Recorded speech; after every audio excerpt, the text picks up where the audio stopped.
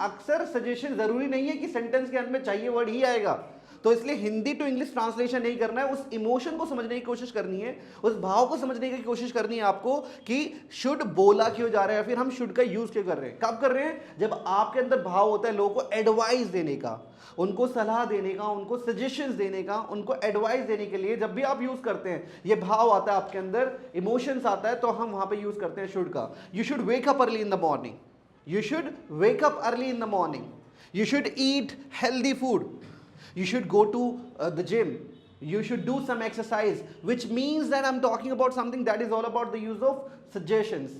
Suggestions की बात जब भी आप करते हैं तो इस चीज को ध्यान में रखना है कि दिमाग में मैकेनिज्म ऑफ माइंड किस तरह से काम करना चाहिए, कि mechanism of your mind should work accordingly. देखो मैंने यहां पे भी शुड का यूज करा है, शुड वर्क अकॉर्डिंगली, मतलब कि जैसे आप शुड को समझो या फिर जब भी आप सजेशन दें तो दिमाग में सिर्फ एक चीज आनी चाहिए कि शुड का यूज करना है। यहाँ पे सजेशन देना है, शुड आना चाहिए, है ना। आपको बोलना चाहिए यार, यू शुड स्पीक, इनिशिएट किया करो क्लास के अंदर, you should initiate in the classroom, you should eat healthy food, you should drink at least 2 to 3 liter water in a day, you should not। Negative कब आएगा? जैसे आपने should के बाद नोट लगाया, वो नेगेटिव सेंटेंस बन जाएगा आपका। कब आएगा? हमेशा ध्यान रखना कि इंग्लिश लैंग्वेज के अंदर हेल्पिंग वर्ब के बाद ही नोट आता है। कब आता है नोट? हेल्पिंग वर्ब के बाद। और हेल्पिंग वर्ब मोडाल्स की क्या है यहाँ पे? शुड, तो शुड नॉट। शुड नॉट को हम शॉर्ट में बोलते हैं शुडंट। क्या बोलते हैं? शुडंट। क्या बोलते हैं? Should not, shouldn't, shouldn't, you shouldn't, he shouldn't, we shouldn't, they shouldn't come here, they shouldn't come here। It means we are talking about here negative कि should not को हम short में बोलेंगे shouldn't। You should not eat junk food, you shouldn't eat junk food। You should not misbehave with anyone, you shouldn't misbehave with anyone। You should not abuse to anyone, you should not, I used you should not, short में क्या हो जाएगा?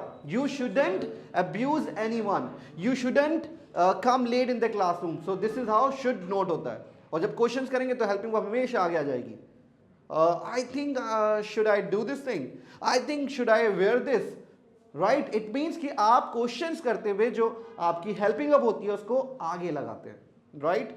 now there is the another use of should guys, जो हम करते हैं should be और verb के साथ ing लगाकर, ये हमें हमेशा हेल्पिंग वर्ब बताती है, हेल्पिंग वर्ब बताती है। अगर हमने वहां पे टेंसेस के तौर पे देखा जाए, इज एम आर लगाया है तो इज एम आर वर्ब के साथ आएंगे, प्रेजेंट कॉन्टिन्यूअस होता है, पास्ट के लिए वॉज वर्ब लगता है तो पास्ट कॉन्टिन्यूअस होता है, लेकिन हम यहाँ पे यूज कर रहे हैं शुड बी और फिर आता है वर्ब के साथ आईएनजी। ये थोड़ा सा स्लाइटली डिफरेंट यूज होता है शुड बी वर्ब्स आईएनजी का, जो हम यूज करते हैं जब आप किसी को ऑन द स्पॉट या फिर इंस्टेंट सजेशन देते हैं। मेरे सामने कोई गाली दे रहा है, अब मैं उसको ऑन द स्पॉट सजेशन दे रहा हूं, मैं कहूंगा you should not be abusing, you should be talking to him politely, you should be listening to me guys, you guys are sitting here in the classroom and you are not paying attention, मैं बोलूंगा you should be listening to me, you should be paying attention here in the classroom। तो जब आप किसी को on the spot at the moment उसी समय suggestion देते हैं, एडवाइस देते हैं, तो हम should be वर्ब के साथ ing का यूज करते हैं। एक जर्नल सिचुएशन के लिए हम should और वर्ब की फर्स्ट फॉर्म का यूज करते हैं। एक जर्नल सिचुएशन के लिए, जैसे मैं अभी कहता हूं, आप क्लास में बैठे हैं, मैं कहता हूं गाइस आपको ना जंक फूड नहीं खाना, you should not eat junk food, right? You should drink at least 4 to 5 litre water in a day, you are taking medicine, जैसे कि आप ना इन दोनों मेडिसिन ले रहे हैं और आप बीमार थे, तो मैं कहता हूं you should take your medicine on time. अभी क्या बज रहे हैं? अभी 3 बज रहे हैं, 3:30 बज रहे हैं, लेकिन आपने मेडिसिन ले ली होगी या फिर फ्यूचर में लोगे, मतलब शाम को लोगे, तो मैं कहता हूं कि आपको ना मेडिसिन अपने समय पर लेनी चाहिए, you should take medicine on time. आपको मेडिसिन लेनी थी 2 बजे, आप ले रहे हो 3:30 बजे, अब मैं कह रहा हूं you should be taking your medicine on time, क्योंकि मैं आपको इंस्टेंट सजेशन दे रहा हूं, मैं आपको उसी समय करेक्ट कर रहा हूं और मैं आपको एडवाइस दे तो रहा हूं, लेकिन इंस्टेंट सजेशन दे रहा हूं आपको करेक्ट करते हुए और कह रहा हूं कि आपको दवाई समय पे लेनी चाहिए। दोनों सेंटेंस में फीलिंग एक तरह से सेम ही आएगी, लेकिन जब आप किसी को इंस्टेंट सजेशन देते हैं तब हम वहां पे यूज करते हैं शुड बी और वर्ब के साथ आईएनजी का। You should be taking your medicine on time, you should not be abusing, you should be listening to me, hey you should not be sleeping in the class, you should be listening to me carefully and you should be making sentences। this is how we can use the use of should be verbs ing। understood guys? yes sir। okay that's nice। कुछ sentence बोले guys। You should be eat junk food। नहीं guys this is wrong, देखो इसमें जो सही sentence होगा वो होगा यू शुड बी ईटिंग, क्योंकि यहाँ पे ना कॉन्टिन्यूस फॉर्म भी यूज कर रहे हैं। और जब आप किसी को ऑन द स्पॉट सजेशन देते हैं, जैसे कि मैंने आपको स्टार्टिंग में बताया कि जब आप किसी को ऑन द स्पॉट या फिर इंस्टेंट सजेशन देते हैं तो हम वहाँ पे यूज करते हैं शुड बी और वर्ब के साथ आईएनजी फॉर्म आती है। तो यहाँ पे इन्होंने यूज करा you should be eat, which is completely wrong. We should be eating या फिर you should be eating, you should not be eating junk food. जैसे इन्होंने नेगेटिव में सेंटेंस बनाया कि नहीं खाना चाहिए आपको, तो ये इंस्टेंट सजेशन के तौर पे दे रही है। फॉर एग्जांपल मैं अभी जंक फूड खा रहा हूँ, है ना, मैं मान लो मैं कुछ भी खा रहा हूँ, मैं मोमोज खा रहा हूँ और ये मुझे कह रहे हैं sir you should not be eating junk food, right. तो जब आप कॉन्टिन्यूटी की बात करेंगे तो वहाँ पे शुड बी के बाद वर्ब के साथ आईएनजी फॉर्म आएगी। वर्ब की फर्स्ट फॉर्म वाली जो जनरल सिचुएशन होती है दैट इज कंप्लीटली डिफरेंट, उसमें सिर्फ शुड आता है और वर्ब की फर्स्ट फॉर्म आती है।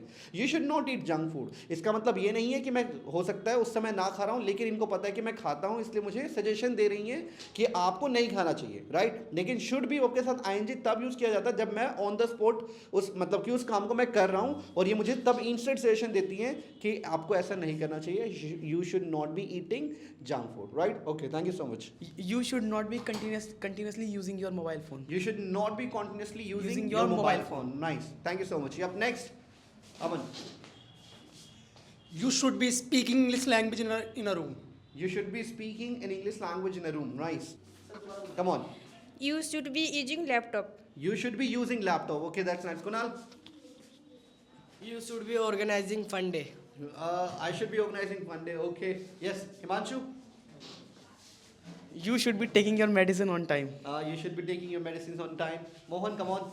You should be listen carefully in this class. You should listen carefully होगा।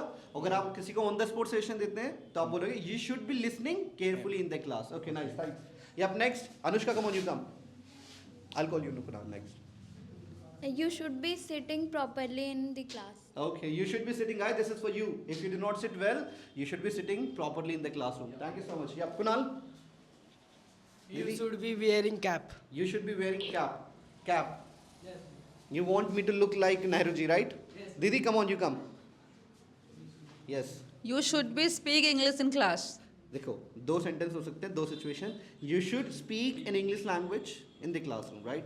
या फिर दूसरा सिचुएशन हो सकती है you should be speaking in English language You should be speaking English language in the class. Right, बहुत सही। For more updates for more updates subscribe